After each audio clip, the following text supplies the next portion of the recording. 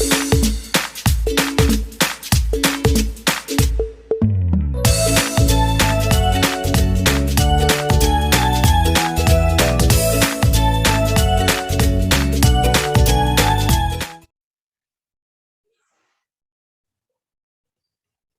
Start करते हैं आज का सेशन।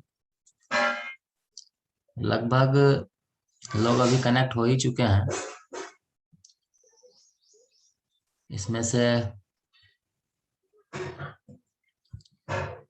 बाकी लोग धीरे धीरे अपना कनेक्ट होते रहेंगे। तो हम लोग अपना सेशन स्टार्ट करते हैं।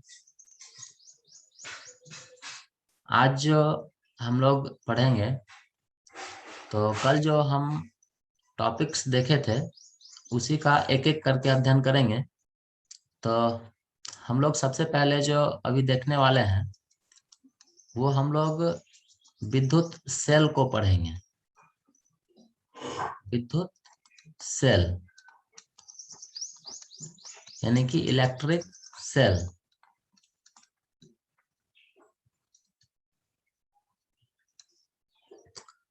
तो इलेक्ट्रिक सेल क्या होता है?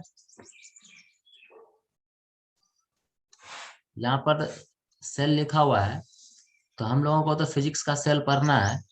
वैसे सेल के बहुत सारे अलग अलग मायने मतलब होते हैं, लेकिन हम लोग यहाँ पे फिजिक्स वाला सेल पढ़ेंगे।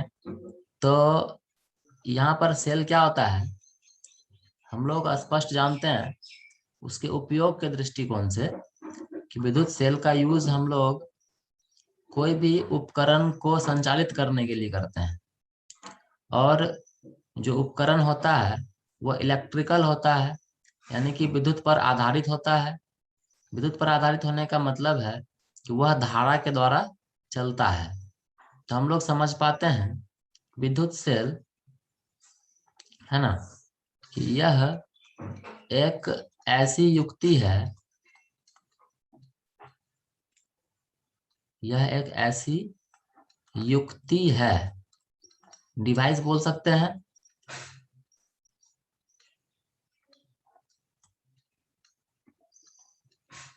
जिसके द्वारा हमें विद्युत धारा प्राप्त होती है, जिसके द्वारा हमें विद्युत धारा प्राप्त होती है। ये सबसे कॉमन सा और सबसे सामान्य बात हम लोग लिख सकते हैं विद्युत सेल के बारे में, कि विद्युत सेल जो होता है एक डिवाइस होता है जो कि हमें विद्युत धारा देता है। Means a device which provides us electric current, हम लोग ऐसा इसमें कह सकते हैं। तो यहाँ पर बात उठता है कि विद्युत सेल जो हमें धारा देती है उसका रियल कंसेप्ट कहाँ छुपा हुआ है। तो उसका जो हमको एक्चुअल मैटर है वो उसकी केमिस्ट्री को हमको समझना होगा, है ना। ये केमिस्ट्री जो है उसमें हम लोग इलेक्ट्रोकेमिस्ट्री पढ़ते हैं,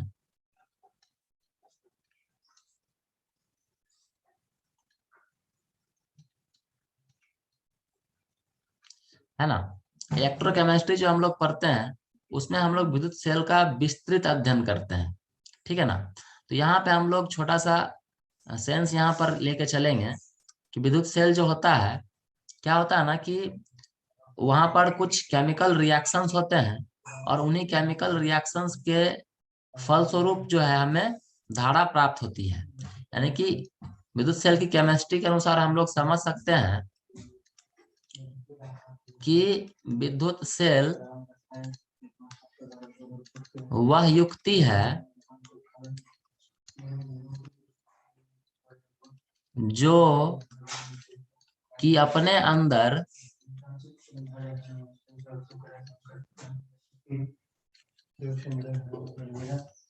हो रहे रासायनिक अभिक्रिया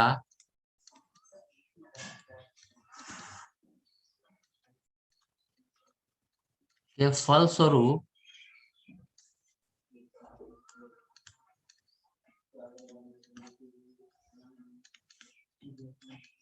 विद्युत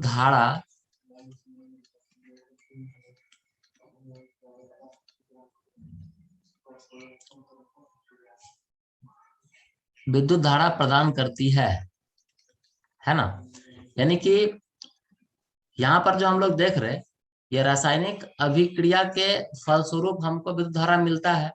यानी कि हम संक्षिप्त में यह समझ सकते हैं कि जो विद्युत सेल हमारा होता है ना, वहां पे एक ऊर्जा का परिवर्तन होता है। वो होता है कि रासायनिक ऊर्जा जो है वो हमारा विद्युत ऊर्जा में परिवर्तित हो जाता है ना। यानी कि विद्युत सेल वह युक्ति है जो रासायनिक ऊर्जा को विद्युत ऊर्जा में बदलने का काम करती है।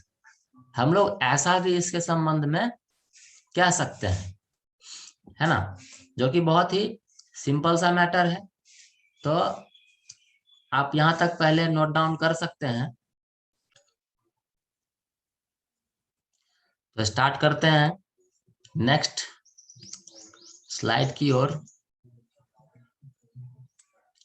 देखिए कि हम लोग जो यहाँ पर देखे कि जो विद्युत सेल होता है वो हमारा रासायनिक ऊर्जा को विद्युत ऊर्जा में बदलता है, ठीक है ना। तो उसका जो अरेंजमेंट होता है वो कुछ इस प्रकार का होता है कि कोई भी एक पात्र कह सकते हैं, है ना, कैसा भी ले सकते हैं उसको, वैसे एज यूजुअल ऐसा नहीं लेना चाहिए, है ना। क्या होता है ना कि कोई एक बर्तन तरह का होगा, उसमें हम लोग क्या करते हैं ना कि कुछ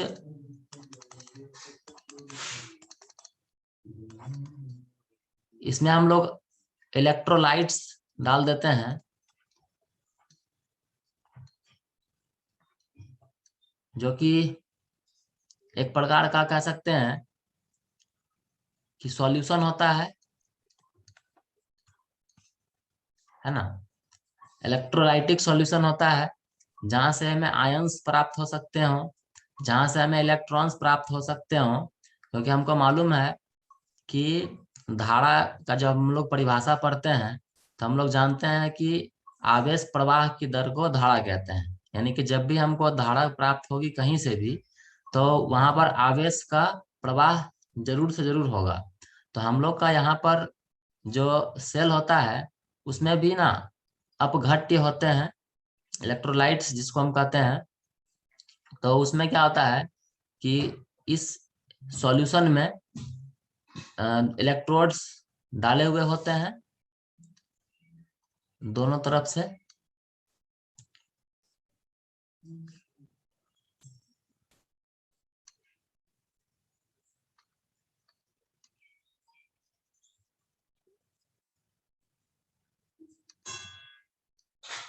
है ना।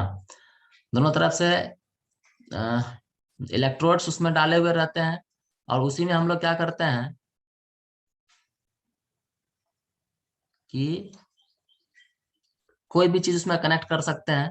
यहाँ पे हम हमारा रेसिस्टेंस दिख रहा होगा कनेक्शन में, लेकिन रेसिस्टेंस को केवल यहाँ पर रेसिस्टेंस नहीं समझना है, यहाँ पर कुछ भी हो सकता है। हम लोग बल्ब लगा सकते हैं, हम लोग पंखा लगा सकते हैं, कुछ भी यहाँ पर रेसिस्टेंस, क्योंकि हर चीज में कहीं ना कहीं रेसिस्टेंस है। तो जब भी सेल से हम लोग रेसिस्टेंस को दिखाएं तो आप यह भी कंसिडर कर सकते हैं कि हमारा वहां पर कोई भी इलेक्ट्रिकल अप्लायंसेस लगा हुआ है, यानी कि कोई भी विद्युत उपकरण जो है वहां पर हम लोग का जुड़ा हुआ होता है। तो उसी में से क्या होता है ना कि हमारा इसी सॉल्यूशन में जब इस प्रकार का हम लोग संयोजन करते हैं, इस संयोजन के माध्यम से क्या होता है ना कि हमको इधर जो है वो धारा प्राप्त होगी। लेकिन धारा प्राप्त करने के सेंस में अगर हम लोग एक चीज ध्यान में हमको रखना पड़ेगा कि धारा जो है वो किधर से किधर जा रही है, ठीक है ना। तो हम लोग को यह देखना पड़ेगा कि जो दोनों जो हम लोग का इलेक्ट्रोड्स है उसमें से कौन सा पॉजिटिव है कौन सा निगेटिव है, ठीक है ना। तो हम किसी को पॉजिटिव किसी को निगेटिव ले सकते हैं, ठीक ना। तो इसमें से क्या होगा कि एक पॉजिटिव होगा और एक हमारा नेगेटिव होगा। तो जब हम लोग एक पॉजिटिव और एक नेगेटिव लेंगे तो उसमें क्या होगा ना कि हम लोगों को पता है कि इलेक्ट्रॉन जो होता है, जब हम लोग पिछला चैप्टर पढ़े थे तो हमें पता है कि आवेश जो होता है वो, अगर हम सेल की बात करेंगे तो वहां पर क्या होता है ना कि वो लो पोटेंशियल से हाई पोटेंशियल की ओर गमन करता है, जब हम लोग विभवांतर को पढ़े थे, है ना। तो यहाँ पर जो विद्युत सेल होता है ना, वो एक्चुअली में पोटेंशियल डिफरेंस को ही मेंटेन करता है। यानी कि हम लोग यह भी लिख सकते हैं एक बात कि विद्युत सेल वह युक्ति है जो कि दो इलेक्ट्रोडों के मध्य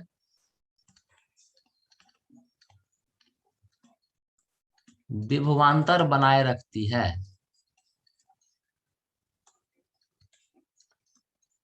विभवांतर बनाए रखती है ना। और हम लोग जानते हैं कि विभवांतर का मतलब होता है विभव का अंतर, और विभवांतर के सेंस में आप लोग भली भांति इस बात को पढ़ चुके होंगे कि विभवांतर एक ऐसी स्थिति होती है जो विद्युत प्रवाह की दिशा को सुनिश्चित करती है, ठीक है ना। तो यहाँ पर भी जो इलेक्ट्रोलाइटिक सॉल्यूशन जो होता है, उसमें जब हम लोग इलेक्ट्रोड्स को डुबाते हैं, है ना, तो इलेक्ट्रोड्स को डुबाने के बाद क्या होता है कि हम लोगों का यहाँ पर जो केमिकल रिएक्शंस होगा, तो केमिकल रिएक्शन होने के फलस्वरूप क्या होता है ना, यहाँ पर आवेश का प्रवाह शुरू हो जाता है। तो आवेश का प्रवाह जो होगा उसमें हम लोगों को बस यही ध्यान में रखना है कि हम लोग का जो इलेक्ट्रॉन वो निगेटिव से पॉजिटिव की ओर हमेशा जाता है, और दूसरा नंबर हम लोग पढ़ चुके हैं कि धारा जो होती है वो ठीक उसके विपरीत डायरेक्शन में गतिशील होती है, यानी कि आवेश के विपरीत दिशा में। यहाँ पर और भी बहुत सारी बातें हैं, हम लोग यहाँ पर एक छोटा सा और चर्चा कर लेते हैं कि यहाँ पर जो इलेक्ट्रॉन्स हम लोग देख रहे हैं, इलेक्ट्रॉन्स का जो प्रवाह हो रहा है ना, उसमें हमको इलेक्ट्रिक फील्ड का भी कंसेप्ट ऐड होता है। इलेक्ट्रिक फील्ड का कंसेप्ट भी हम लोग यहाँ पर देख सकते हैं। कैसे? देखिए, इलेक्ट्रॉन जो है वो हमारा निगेटिव है, तो इलेक्ट्रॉन जब निगेटिव होगा तो हम हमेशा किस तरफ मूव करेगा? पॉजिटिव प्लेट्स की तरफ मूव करेगा, ठीक है ना। तो यहाँ पर हम लोग देख पा रहे हैं कि जो हम लोग, मेरा इलेक्ट्रॉन है वो पॉजिटिव प्लेट की ओर ही मूव कर रहा है, यानी कि गतिमान है। तो यहाँ पर एक छोटा सा एक बात आता है जो कि हम लोगों को समझना पड़ेगा। यहाँ पर कुछ एनर्जी लेवल पर भी कुछ बात होगा, है ना। यहाँ पर एनर्जी लेवल भी इंडिकेट होगा। कैसे इंडिकेट होगा, थोड़ा सा समझिएगा। देखिए यहाँ पर ध्यान से, हम लोग जानते हैं, कल भी हम लोगों का थोड़ा चर्चा चला था कि जो हम लोगों का आवेश प्रवाहित होता है उसमें हमेशा परिपथ बंद होना चाहिए, है ना। हम लोग जब भी बात करते हैं तो क्लोज्ड सर्किट पे बात करते हैं, है ना। यानी कि आवेश का प्रवाह जब होगा वहां उस टाइम क्या होना चाहिए? सर्किट हमारा क्लोज होना चाहिए। तो आप देख सकते हो यहाँ पर ध्यान से कि इलेक्ट्रॉन जो है ये इधर हमारा गतिशील हो रहा है। तो यहाँ पर अगर हम लोग बात करें इस जगह पर, तो आपको क्या पता चलेगा मालूम है? कि इलेक्ट्रॉन जो है वो इधर से इधर गतिशील हो रहा है ना। यानी कि अंदर में हमारा जो होता है इलेक्ट्रॉन, वो पॉजिटिव प्लेट से नेगेटिव प्लेट की ओर मूव करता है। एक बार हम विद्युत सेल को जब पिछले बार पढ़ा रहे थे, है ना, तो हमने विभवांतर के संबंध में एक बात बताया था कि विभवांतर एक ऐसी स्थिति है जिसमें आवेश प्रवाह की दिशा सुनिश्चित होती है, और आवेश जो होता है हमारा वो लो पोटेंशियल से हाई पोटेंशियल की ओर मूव करता है, ठीक ना। तो वहीं पे एक बच्चा जो है वो क्रॉस क्वेश्चन किया कि सर केमिस्ट्री वाले सर तो कुछ और ही बता दिए थे हम, है ना। आप जो बता रहे हैं वो सही है कि नहीं, है ना। ऐसा क्वेश्चन मीन डाउटफुल क्वेश्चन जो है बच्चों को द्वारा किया गया था, ठीक है। तो यहाँ पर हम थोड़ा सा आपको कंफर्म करना चाहेंगे कि एक्चुअली होता क्या है ना कि हम लोग क्लोज सर्किट का बात करते हैं, और जब हम लोग अधूरा जानकारी रखेंगे, है ना, तो अधूरा जानकारी रखने पे क्या होगा, हम लोग मिसकंसेप्शन के कारण कहीं कहीं अटक सकते हैं, फंस सकते हैं, ठीक है ना, और किसी को बेहतर किसी को निम्न मान सकते हैं, ठीक है। तो जब तक कंप्लीट हम लोग ना जाने तब तक हमें समझना पड़ेगा कि ऐसा नहीं है कि केमिस्ट्री कुछ और बात करेगा और फिजिक्स कुछ और बात करेगा। तो यहाँ पर क्या है ना, वही एक छोटा सा क्वेश्चन है जो कि हम आपके सामने रखे, बच्चा पूछा था कभी, तो समझिएगा यहाँ पर ध्यान से, ये सारी बात कैसे घटित होती है। हाँ, यहाँ पर एक्चुअली दिख भी रहा है कि हम लोग हमेशा यही बात किए थे कि निगेटिव टर्मिनल से पॉजिटिव टर्मिनल की ओर आवेश का प्रवाह होगा, और उसी के विपरीत जो है पॉजिटिव से निगेटिव की ओर धारा का प्रवाह होता है ना। लेकिन जब इस सर्किट को हम लोग क्लोज करने का प्रयास करेंगे, तो क्लोज करने में हमें क्या दिखेगा कि अंदर में जो है वो हमारा जो इलेक्ट्रॉन है वो पॉजिटिव से निगेटिव की ओर मूव कर रहा है, ठीक है ना। तो यहाँ पर क्या होता है कि हम लोग का जो इलेक्ट्रोस्टैटिक्स का जो रूल है, इलेक्ट्रोस्टैटिक्स जो हम लोग पढ़ते हैं, इलेक्ट्रोस्टैटिक्स के अकॉर्डिंग ऐसा नहीं होना चाहिए था, ठीक है ना। लेकिन फिर भी ऐसा कैसे हो जाता है, तो जानिए होता क्या है एक्चुअली, कि ये जो इलेक्ट्रॉन है ना, इलेक्ट्रॉन जब यहाँ पर आता है, आने के बाद क्या होता है ना कि वो हमेशा वहां से एनर्जी लेता है, ठीक है ना। जो यहाँ में इलेक्ट्रोलाइट्स हम क्या बोले यहाँ पे, ये रासायनिक ऊर्जा विद्युत ऊर्जा में बदलती है, यानी कि कहीं ना कहीं इलेक्ट्रॉन क्या करता है ना कि ऊर्जा अपने अंदर ले लेता है, जो इलेक्ट्रोलाइटिक सॉल्यूशंस है वहां पे आने के बाद वो ऊर्जा ले लेता है, ठीक है ना।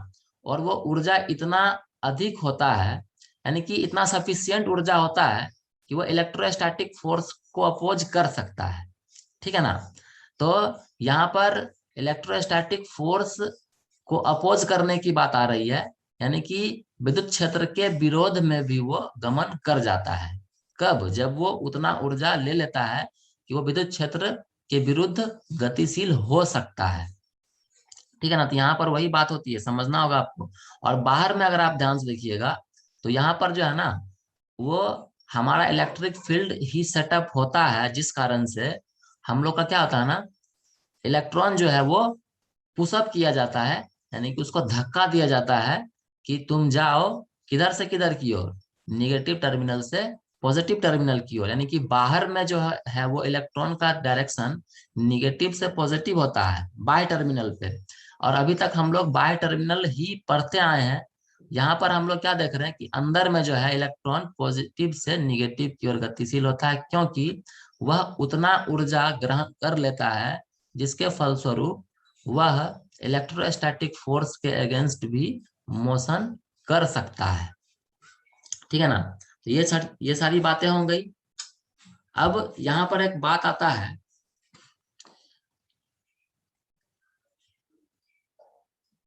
कि विद्युत सेल जो हमारा होता है ना, तो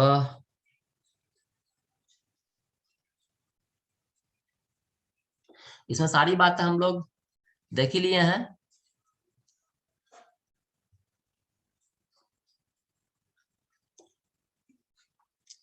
हाँ, देखिए कि जो विद्युत सेल हमारा होता है, यहाँ पर हम सब कुछ लिख लिए। तो जो जो कुछ कुछ सेंटेंसेस आप लिख सकते हैं कि विद्युत सेल में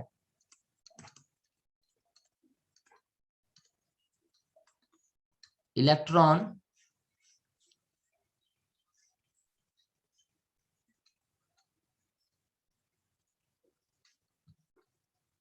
बाह्य परिपथ में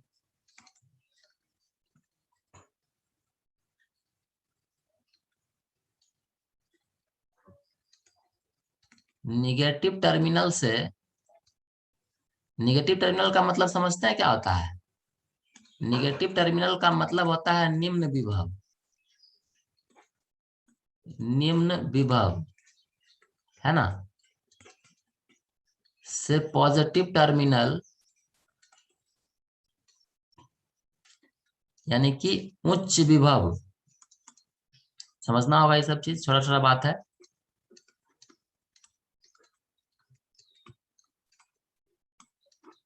की ओर गतिशील होता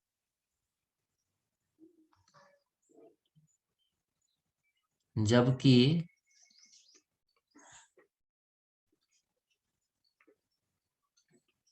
सेल के अंदर पॉजिटिव टर्मिनल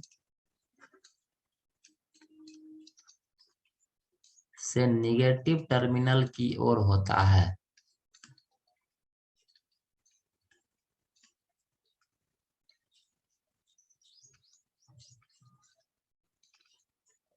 है ना।